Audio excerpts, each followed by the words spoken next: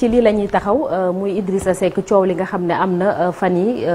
depuis boobu yëf yi sax mi ngi commencé depuis jour bi mu waroon def conférence de presse mu mujj koo annulé ci jamono ji ñuy wax diggam ak président Macky Sall ndax ci tàqalikoo lañ jëm. on a vu Yankhoba Diattara mi mu jëlee mu nekkoon vice président mu jëlee ko fa ak ay post Facebook yi mu defoon lépp nag mi ngi aju ci mbirum troisième mandat. troisième mandat muy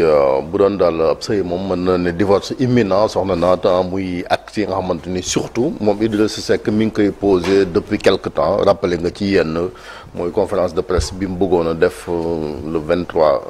bi weesu après annulé na ko à la dernière minute démb aussi au moment où nit ñi nekkoon di célébrer 4 avril sur si défilé ba mu nekkoon moom ak Yankhoba Diattara ci tribune présidentielle bi génn na benn communiqué boo xamante ne secrétaire général parti bi moo ko signé ngir wane na kon moom Diattara poste ban ko joxoon jëm ci wàllu vice présidence bi dindi nañ ko Diattara nag la veille il était chez nos confrères de la Sen TV ci débat au 3 avril ngir commenter discours président Macky Sall ci la ñëwaat moom am position bi nga xamante ni leader yu bëri yu nekk en tout cas au sein de Benno Bokk Yaakaar ñi ngi koy def ci wàllu mandat bu président Macky Sall parce que dafa jàpp ni mandat bu njëkk ba bokku ci te ku ne xam ne ni réew mi ñoom déjà pour Ablaye Wade sax mandat Ablaye Wade ñoo fi indi woon posé woon njëkk posé débat boobu ñu fi doon fàttaliku dernièrement mbiram ay Guy Carcassonne ba nga xamante ne borom xam-xam la ci wàllu constitution ca France. moom Idrissa Seck looloo taxoon également ñu dàqaatoon ko ci parti démocratique sénégalais ba mu fa dellu si waate ci lii di comité directeur bi donc moom il considère que ci ñi war a succéder Macky Sall ci la bokk mbiram Sow mi nga xamante ni théorisé woon nag fii bi mu bëggee dugaat indi si Macky Sall ak lamp ca waxoon ci ay argument yoo xamante ne ñam yayoon bariwul parce que dafa jàpp ni situation réew mee ko laajoon ñu waroon a sauver Sénégal Covid bi et cetera mais loolu xëy na moom rek moo ko gëmoon donc il me semble quand même quelqu'un de très pressé parce que yàkkamti bu leen fàttali ni en 2012 si ñëwoon na fi ne Idi Faw président ne moo fi nekk ñeenteelu président loolu sunu borom dogalu ko lii aussi xëy na pression bu muy teg Macky Sall moom il prend son temps parce que ses partisans rek ñoo fi wax naan dafa war a bokk ak mandat bi nii mais moom ba léegi leerul mais apparemment acte yi muy posé c'est pour lui mettre la pression pour mu daal di édifier Sénégalais yi leeti leen ci wàll moo leen firi leen moom moo tax quand même mu commencé gis nga ko am na benn vidéo malgré l'annulation de la conférence de presse vidéo boo xamante ni circulé na la semaine passée nee na demoon na fële ci Amérique doon fa daja ay étudiants yoo xamante ni loolu il a été beaucoup plus clair ci wàllu mandat bi parce que daf ne mandat boo xamante warta excéder 10 ans te tamit ñaar pas 3 et yooyu yëpp quand même c'est des coups yoo xamante ni mi ngi koy lancé jëm ci wàllu woo maintenant nag li nga xamante ni moo tax je pense que en politique aussi moo il dit que c'est un homme politique courageux mais acte yi tamit parce que bu fekkante ne am nga conférence de presse annulé ko à la dernière minute taw joxe woo benn argument bu leer démb aussi 2 fois dugal na poste bi di dindiwaat ko parce que dans un premier temps def na ko commencé waat di changer jëm ci li nga xamante ni mooy wàllu woo ak tamit di utiliser ay métaphores ay coupe d'Afrique ak coupe du monde et je pense que Sénégal ñun on n'élit pas un président de la fédération sénégalaise de football mais un président de la république yu mel ne bu amee da ngay jël sa courage quand même moom moo gën sinon bon buñ la dàqee du am sens te fii foofu lañ jëm ku mel Macky Sall dem xam na ni ci wàllu politique tamit la ils se connaissent ñoom ñaar depuis trop longtemps maintenant ku mel ni Diattara quand même c'est là où la surprise parce que ci wàllu fidèle yi moom fidèle la même ci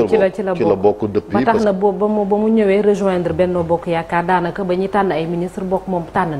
na ko parce que poste bi sax Babacar Diop mi nga xamante c'est l'actuel maire de Thiès il l'a dit moom la ko njëkkoon a proposé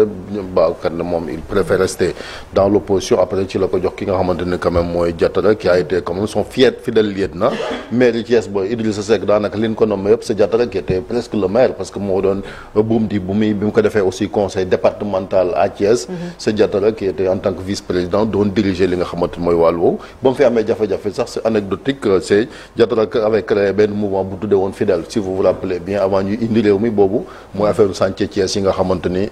moo taxoon Idrissa Seck ñu yóbbu ko ci wàllu kase mais ci wàllu trajectoire politique moom c'est quelqu'un boo xamante ni ku jara taxaw la moom Idrissa Seck parce que acte bi mu ko posé en 2012 ci génn am na lu mu ko jëlaloon parce que am na ñu fi nekkoon ay ministre donc ki nga xamante ne quand même mooy Oumar Gueye nga xamante ni c'est son ami ba ay tuddantey doom ci amoon na ci extra mais Omar a préféré rester avec Benno Bokk Yaakaar Pape Diouf également qui était ministre de l'hydraulique a préféré bàyyi ki nga xamante ni mooy Idrissa Seck génn gi parce que li mu fi doon jiiñ affaire ki nga xamante ni également mooy Djibo Ka ci wàllu tortuosité mais moom Idrissa Seck moom mooy incarné loolu parce que ni mu acte yi nga xamante ni moom lay posé loolu lay gën a nuru ci li nga xamante ni mooy waa politique liste bi dafa bari bon wax ngeen fi sànq Thierno Bocoum Abdourahmane Diouf jeunes yi nga xamante ñoo fi nekk ci géopolitique bi ñoom ñëpp ñoom ak Idrissa Seck àndoon ñoom Waly Fall mi nga xamante nekkoon na fi maire bu Jëppal ak ñoom Badara Gadiaga nga xamante ni c'est des jeunes qui le défendaient ñu doon ànd ak moom mais autorité bi nga xamante ni moom lay jiital aussi dernièrement le journal Les Échos nous apprend que jéem naa humilier ay ministres am na yoo xam ne say naw la leen mënoo leen a jéem a humilier ci li nga xamante ne moom mooy wàllu et moom moo tax nag ñooñu aussi xëy na ñu jël seen ay responsabilités xam ni Idrissa Seck comme ni ko Mor waxoon on va citer son livre quand même l'ombre du passé aussi parce que de Mortala Gaye voilà parce que boo xoolee ak Ablaye Wade ak li mu posé dama ko dikk dugg ko génn aussi terrain bi alors que amoon na chance bi ñu génn ci élection 2019 yi même si bu la Macky Sall wootee mën ngeen di waxtaan ci wàllu dialogue et cetera mais boo dee bu dee wuy ji nga ko nga xamante ni terrain bi bàyyi nga ku mel ne Ousmane Sonko occupé ko et cetera gaw ma ni nga mën fi ñëwaat di naan ay alors que yaa nekkoon leader de l'opposition parce que il était venu deuxième à la présidentielle de 2019 mais bàyyi na terrain ba nga xamante ni ñeneen occupé nañ comme mu bëgg a ñëwaat quand même je ne vois pas que mu amaat chance quand même pour mu mën fee nekkaat fii candidat ci président parce que appareil bi déjà amatoo ko parce que réew mi ñu ci bëri dem nañ bàyyee la ko yow kese nga wéet ci et puis boo mënoo génnaat quand même di wax Diatara aussi je ne suis pas sûr man am na acte yu Diatara doon posé yëpp da ngay xam ni kii su Idrissa dem aussi du moom mooy ànd ak moom ci aventure boo xamante ni xam nga fu mu Alaaji Malick Chérif tudd na ko sànq Ousmane Sonko ñu ngi ruumandaat sax ni ñoom ñaar dañoo daje Ousmane Sonko ak Idrissa Seck muy gën a dëggal ñi nga xamante ni dañoo njort ni jamono ji mburoog soow mi ci tàqalikoo la jëm. waaw mburoog soow mi moom fi mu nekk ni daanaka tàqalikoo na xam nga léegi rek le mot que Chérif a utilisé muy la tortuosité. Idi c'est un monstre politique qui a beaucoup appris de son mentor Ablaye Wade. Maître Abdoulaye Wade président Wade. ni nga xam ne noonu la Ablaye Wade doon doxale te Idi mi nekkoon tête pensante ci biir parti boobu. pratiquement même doxalin bi ngay gisaat ci démarche Idrissa Seck xoolal ci élection yi ñu génn mu jël deuxième bi mu jëlee deuxième en 2019 acte yi mu njëkk a posé mooy nanguwul reconnaître Macky Sall comme président de la République. Donc mu am conflit bu nga xam ne dafa juddu après élection seen diggante ñoom ñaar ñu mel ni safara ak caas bi ñu melee ni safara ak caas dem ba ci biir mu am lu nga xam ne moo fi doxaat muy dialogue national. ci dialogue national boobu ci la Idi sukkandiku pour rapprocher wu waat ak ki nga xam ne moom moo di Macky Sall ci la wax ne dialogue national bi ak ses résultats remarquables moo tax ba tey conflit boobu mi ngi ci suñu ginnaaw suma diggante ak Macky Sall ci la amee ñu jox ko conseil économique social et environnemental jël ñenn ci ay ñoñam def leen ay ministre alors loolu dafay indi rek li nga xam ni moom la Ablaye Wade doon def ci digganteem ak Abdou Diouf fu ñu musaan demee élection day am conflit après élection bu ñu amee conflit après élection mu metti loolu ñu jël Ablaye Wade ak ñenn dóor ci kaso bi bu ñu demee ba jëmmi jamono ñu waxtaanaat juboowaat mu def li ñu tudde woon le fameux mot entrisme ci la daan duggaat ci gouvernement bi ànd ak ay ministres am ñu dugg ci gouvernement bi mais bu ñu demee ba année électorale jub si Ablaye Wade dina fexe ba créer problème ba génn ba jàmmaarloowaat ak Abdou Diouf donc tortuosité boobu nga ñu doon gis ci Ablaye Wade et ce caractère imprévisible moom la Idrissa Seck pratiquement la même méthode moom lay defaat alors bi mu duggee ci gouvernement bi mu jëlee conseil économique social et environnemental ci la safara ak caas bi nekk mburoog soow mi dem ba ci biir bu ñu fàttalikoo yàggul dara mooy conseil des ministres décentralisé bi amoon Thiès le fameux discours de Idrissa Seck bi nga xam ne mi ngi doon interprétation yi ci topp mi ngi doon commencé wone yoon pour Macky génn am sortie honorable à la langue des postérités comme ni mu ko waxee woon loolu mooy li nga fi def baax na liggéey nga liggéey bu rafet ala kulli al sa vision xalaatoon naa ni jam ñaajo leem waaye dépassé na jam ñaajo léegi waaye nag ay la yéwén liggéey bi rafet na waaye lii gën a jekk mooy nga presque nga dem am sortie honorable daal di alors ci logique boobu pratiquement ci la Idrissa Seck nekk parce que Idi dans un certain moment dañu xalaatoon ni Macky Sall du présenté wu bu Macky Sall présenté wul les gens voyaient en Idrissa Seck le potentiel candidat de la grande coalition Benno Bokk Yaakaar mais depuis quelque temps dafa am maintenant les discours ont changé pratiquement ñi nekk ci keppaaru Macky Sall ñoom ñëpp xam nga li ñuy wax mooy deuxième quinquennat Macky Sall aussi boo déggee jalon yi muy posé ak ni muy waxee nga xam ni mi ngi jëm ci sampaat ndëndëm idi xam ni il ne sera pas le candidat de la grande coalition Benno Bokk Yaakaar mu créer problème yu nga xamante nii mooy fi mu nekk nii nu may def ba génn nag dafay bokk ci ma wax ne man damay samp sama ndënd wala Macky Sall mënta nekk candidat ki nga xam ni dafa bokk ci moom wax ni Macky Sall mën naa nekk candidat mu jël ay distance am donc il est en train de poser des jalons clairs allant dans le sens d'être candidat à la prochaine présidentielle ginnaaw bi mu nekkee deuxième en 2007 nekk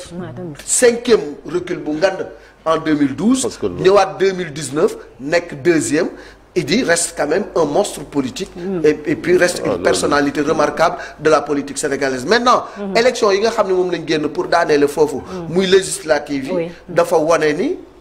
dellu ginnaaw bu mat sëkk bu nga xam ne am na ko sax ca biir dëkkam depuis locales yi ak législatives yi wane ni moom il était imbattable à Thiès mais dañ ko boole ak ñamu àndal ñëpp dóor leen ba ñu tëddal seen bopp ca Thiès loolu nit ñi jàpp ni recul la sur le plan démocratique maintenant bu génnee xaw a jege Ousmane Sonko te Ousmane Sonko ak li ñuy ruumandaat ndax duñu ko invalider candidature am ak lu ni mel il devient un potentiel candidat bu nga xam ne bu àndee ak Sonko ñooñu Sonko voteel ko mu daaneel Macky Sall xëy na loolu moom mooy objectif am c'est des calculs de politique politicienne et il est très politique Cheikh Tidiane Diaw ndax amul mburoog soow bi lu mu wàññi ci moom dooleem te Idrissa Seck ni muy doxalee nii ñëpp xam nañ ni mbëbëtam mooy yàgg a nekk président de la République donc est-ce que sax war naa bett nit ñi bu ñu ñëwee ba toog ñu ne à moins d'un an de la présidentielle président Macky Sall waxagul lu leer moom mu war a positionner est-ce que loolu war na bett nit ñi sax non mais déjà wàññi bi ngay wax wàññi na ci lu bari parce que Malick wax na ko léegi élection législative yi ñu génn rek firnde ko ci basam pas ci élection bi sax parce que fii Sénégal élection dañuy wute par exemple Idrissa Seck élection bii mu jël deuxième élection boobu ñu bari dañu yaakaaroon il était en perte de vitesse. mooy 2019 bi par rapport ak bi mujj. 2012 mais y a eu Khalifa Sall bi ñëw bokk ci coalition bi et ça avait pesé pour mu nekk deuxième mais li Malick di wax naan day topp Ablaye Wade mais je pense que fekkee tamit loolu lay jéem aussi il se trompe parce que époque yi du benn contexte bi du benn parce que Ablaye Wade déjà ba mu doon dugg ci gouvernement Abdou Diouf dafay dem jël benn poste boo xamee ni kii la rek symbolique yóbbu ay ministres ñu dem et ministre du commerce Ousmane Ngom Santé ak Aminata Tall ñoom ñett ñoo doon dugg et en plus ay Jean Paul ba pare terrain bi ba léegi moom moo amul woon ko fa nekk comme par exemple tey jii. ñuy wax naan la nature a horreur du vide mais moom ci Ablaye Wade au moins moom il maintenait ce statut du chef de l'opposition mais kii ba mu demee dafa bàyyi terrain bi. tey jii ñeneen occupé ko donc sur le plan stratégique foofu y a problème. mënul nekk benn mais tey jii su ñëwee. nit dafay dem élection ci conditions yi ça va être extrêmement difficile ci discours bi nga xam ni moom la war a tenir su jàkkaarloo Sénégalais yi ba léegi mi ngi nii di nu mu tuddati di Thiès bi dafa mi ngi vanté bilan Macky Sall di ko wax ni je me suis trompé en disant que ta vision s'arrête à Diamniadio kooku tey jii suñu ñëwee élection contre Macky Sall bon xamaguñ ndax day bokk wala du bokk quel discours il va tenir aux Sénégalais. parce qu'il est comptable du bilan ci jamono ji. il est comptable du bilan ba pare nangul ko ni yaa ngi liggéey. am nga vision. là ça risque d'être extrêmement difficile bon mais on est en politique comme ni ñu ko waxee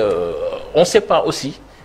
si yan conditions le duggee ci gouvernement bi parce que des gens disent qu'il y a eu des négociations gis mi ngi doon gisee que Macky Sall avant qu'est-ce qu'ils se sont dit. ci lan la ñu d'accordoon. est-ce que dañu nangu woo Macky def ko ni su ma demee ba mandat bi jeex damay dem yow yaa fi toog Je pense qu'au début il y a des gens qui croyaient je sais pas. mooy les interprétations à cet accord interprétation yi ñu doon wax mais est-ce que bon mais ba léegi. mooy wax ki fi toog Sénégal. waaw ba léegi non bon mu remplacer ko au niveau. ça rejoint li Alaaji Malick doon wax muy les calculs politiques. parce que bu ñuy def calcul politique yi dañuy dem sax ba dañuy fàtte ñi nga xamante ne ñoom ñoo war a dem voter ji. c'est ça muy les Sénégalais xam nga ñoom dañ doon additionner affaire bi noonu lañ ko jàppee woon. bi Idi di ñëw dañoo jël pourcentage Macky Sall plus pourcentage bi Idrissa Seck amoon fàtte ni que c'était une coalition boo xamee ni y avait Khalifa Sall ak ñeneen mais ñoom dañuy additionner rek jàpp ni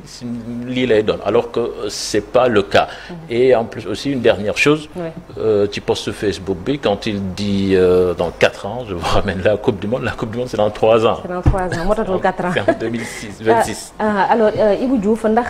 jamono ji ak Idrissa Seck nii muy doxalee de l'autre côté muy njiitu réew mi Macky Sall ndax dafa war a xaar wala.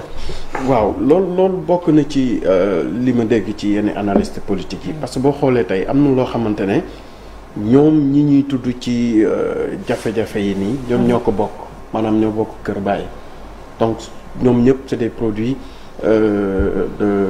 du parti démocratique sénégalais. Abdoulaye Wade moo leen yar muy Idrissa Seck muy président Macky Sall muy Diattara donc am na loo xamante ne ñoom ñoo ko bokk ci trajectoire ci loo xamante ne aussi ci xam-xam wala ni ñuy taxawee politique boo ko jëlee foofu aussi Cheikh Tidiane wax na ko léegi ci pourcentage maanaam li nga xamante ne parti réew mi boobaak léegi ñu ngi koy am ci politique bu élection ñëwee donc boo xoolee lieutenant yi nga xamante ne ñu ngi woon biir réew mi wax nañ léegi Oumar Sarr ba ci ñoom Gadiaga ba ci ñoom Thierno Bocoum ñoom comment dirais-je Déthié Fall ak récemment Abdourahmane Diouf bare na Abdourahmane Diouf ñeneen ak ñeneen loolu forcément dafa am benn poids électoral boo xamante ne forcément Idrissa Seck da koy perdre loolu aussi peut-être moom suuraale na ko ci stratégie et wax nañu quoi que l'on puisse dire bête politique la mais loolu forcément dina am benn impact boo xamante ne damay ragal mu poser à la fin mais bon peut-être comme ñoom c'est ñoom ñëpp c'est des hommes politiques attendons de voir fii ak fan yu néew lan moo waral position yi muy am ni incha allah merci politique yi daal xëy na ci média yi médiatiquement ak waxkat la quoi mais acte yi mu posé Idrissa Seck surtout 2007 comme ni ko Malick waxee bi que sëñ Abdou Aziz Al Amin di yóbbu ci Ablaye Wade ba léegi acte yi mu fi posé moom cuune politique rek moo koy def parce que après ñëwaatam biir PDS sax erreur la boo xamante ni moom moo tax élection 2012 yi bi ñu ñëwee il s'est classé 5e donc benn les gens l'avaient politique sanctionné. waaw la sanctionné ko bii aussi son retour dem fekkiwaat Macky Sall alors que nga amoon occasion nekk chef de l'opposition njuumte la aussi la preuve mooy acte yi nga xamante ni mi ngi koy posé actuellement aussi ci wàllu politique parce que boo jàppee ni da ngaa muus et cetera des fois muusaay googu moo lay rey. merci beaucoup Chérif Aïcha léegi dañuy jàll ci beneen ponk muy un jour au Sénégal un jour dans le monde.